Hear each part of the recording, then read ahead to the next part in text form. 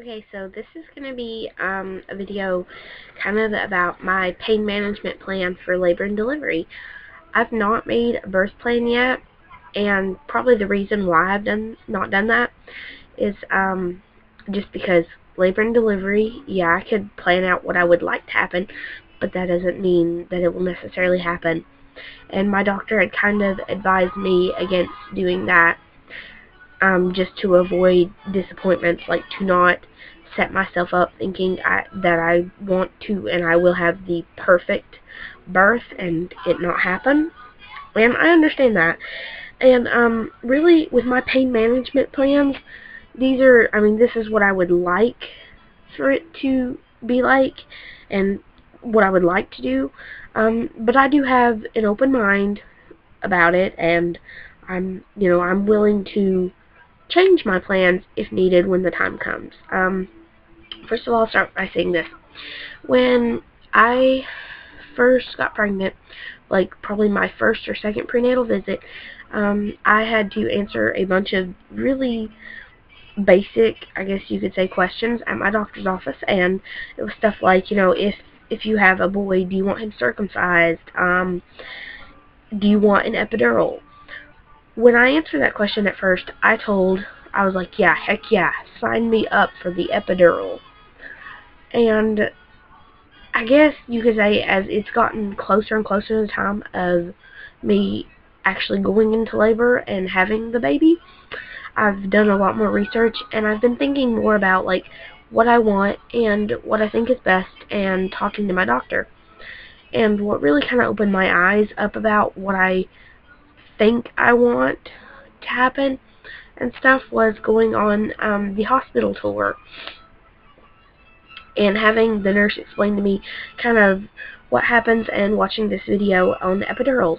And I am not against epidurals. I support medication, during labor and delivery, definitely. I think it's wonderful that we have drugs out there that we can take to help us get through it and to take away some of the pain and stuff associated with it, and to try to make it more of an enjoyable experience for you, which it should be enjoyable. But myself personally, I have decided that I do not want an epidural unless it is necessary. And when I say necessary, I mean they wind up having to do a C-section, or I cannot bear the pain. Before you jump to conclusions and think that I want a natural birth, on the other hand, I'm saying I don't want the epidural unless it's necessary, or unless I change my mind. I also don't want to have a natural childbirth. I know I'm not, kudos to you women out there that can go through that. I know I do not have the pain tolerance levels, and I know that, like, going in there, if I were to do something like that, it would make it a terrible experience for not only me, but for Sam as well. Like, he will be as miserable as I would be. So, instead, I had talked to a woman at church, one of my friends, and she had told me that when she had both of her children, she didn't get an epidural. The first time she went all natural, and she regretted it. She said it was, the worst pain ever. The second time around, she had Demerol, and Demerol is administered in two ways, commonly one of two ways. It's either through a shot or IV, and at the hospital where I'm delivering, it's through an IV. The IV is mandatory once you're admitted to the hospital and you're in active labor. So, I was already going to have an IV, no big deal. With the Demerol, basically, my doctor, like, when I asked her about it and stuff, she told me, this is basically like you go to the dentist and you have some kind of oral surgery done, and afterwards maybe he prescribes you some hydros and stuff.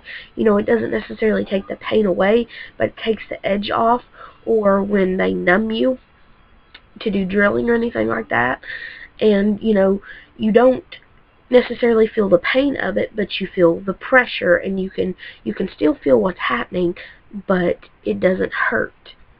That's what she kind of compared it to. And I had another person tell me that they would compare it to having, like a couple of shots of alcohol. So, obviously with any drugs, there's symptoms. Symptoms with Demerol can be nausea, vomiting, drop in blood pressure, drowsiness. Some women like the Demerol, some complain and say that it makes labor unpleasant, but just because it makes you kind of out of it. I've had oral surgery done, and who hasn't ever had to have drilling done or something like that, or been prescribed hydros after oral surgery from your dentist. And I know how those affect me, and I'm not saying it'll be the same. I realize there will be differences, definitely, in how it will affect me. But I think myself personally, I would be able to handle that, and I would much rather have that and just have kind of the edge taken off the pain and still feel the pressure and still be able to feel everything and stuff.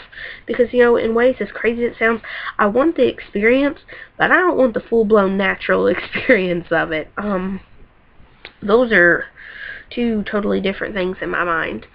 Some reasons why I changed my mind about an epidural and I started looking into other methods of pain management during labor and delivery were, I have no problem with needles. I have no problem with getting blood taken, but for some reason, I'm just, that needle, the catheter in my back, stuck in my back, the idea of it, it just makes me shudder. It just really, it bothers me, and I mean, I know it's going to be, someone who is trained and done this thousands and thousands of times who administers it, but it still just makes me really nervous about it. I've had IVs before, I don't know how many times. That's no big deal to me. It doesn't really make me nervous at all. Another reason, being bedridden. I do not like the fact that once I get the epidural, I'm stuck in my bed. If I have the Demerol, I can still be up and moving around. I don't like the fact that the epidural will numb my legs as well.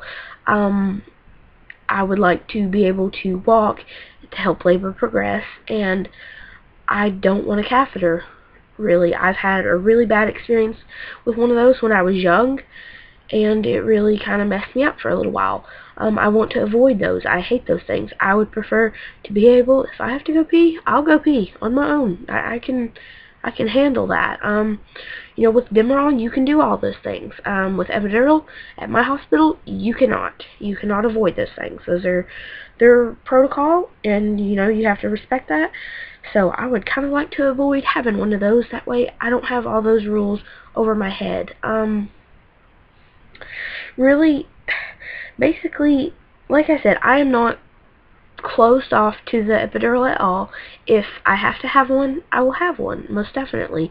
And I'm not saying that this is, okay, I'm going to have the Demerol and everything is going to go perfectly. It's not, but I have told my doctor that, as of right now, going into it, I want to go in, I want to stay at home as long as I can, and labor at home at first, because, they won't even admit me until my labor is active, and that doesn't necessarily mean so many centimeters dilated them.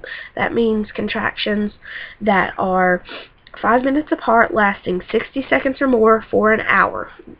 Contractions that are very consistently, and my doctor told me, I could be dilating, days before, I could start dilating days before even going into labor, and I can have contractions for a long period of time that are really irregular. So I want to stay at home as long as possible. I want my mobility in the hospital. I want my ability to choose of whether I want to get in the bathtub or not, and of taking my own self to the bathroom and go and pee instead of having them stick that tube up me. It's just my own personal decision, so I'm really kind of hoping that it'll go well and I won't regret it.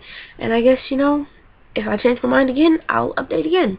And if not, then my plan is avoid the epidural, stay at home as long as possible, get the Demerol IV, going, yeah, whatever thingy, and tough it out, and,